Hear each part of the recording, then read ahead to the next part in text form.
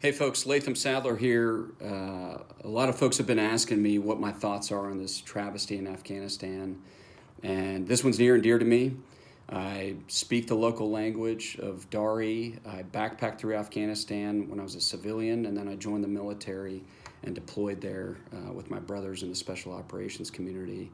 And I look at this situation, and there are two critical lessons that need to be learned from what has just happened in Afghanistan. Number one is we should not engage in long-term forever wars that do not have an end state and an end objective in mind. And we're seeing the result of that today.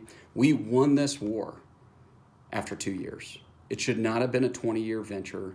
We were swift and we were violent, and we hammered the Taliban and Al-Qaeda into that desert and into the mountains, and then it turned into a nation-building exercise. So lesson learned there, and we cannot forget this lesson, that we do not send our troops into forever wars.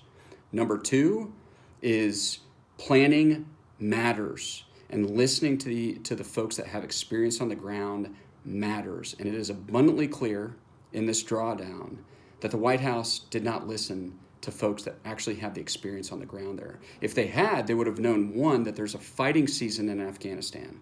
So they wouldn't have announced the withdrawal at the beginning of fighting season, which is in the spring, and then pulled the plug like we've just seen at the height of fighting season in the middle of the summer. And had they understood that reality on the ground, they could have done a number of things to avert this crisis.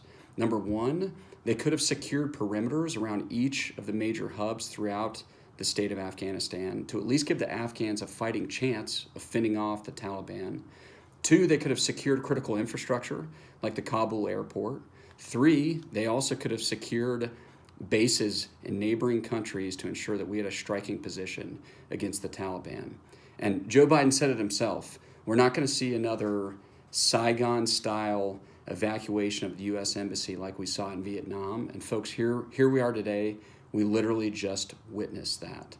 And so we don't enter into forever wars as a country anymore. We don't enter into any wars unless it's in our vital national security interest. And two, we have to have a plan when you go in and out of war zones. And clearly the Biden administration did not have a plan. And we're living with the repercussions of that. And the final thing I want to say is this is the second major failure of the Biden administration that puts our country at risk.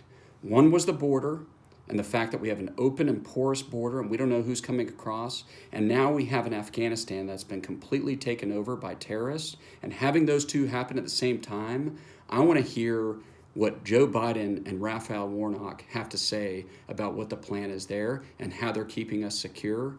And look, folks, I cannot wait to get up there and serve as Georgia's next United States Senator with other country-first leaders that love this country and are going to always put it first. And God bless you. My prayers are with especially the women and children in Afghanistan that are having to endure this tragedy. And we know that we can do better, and we must.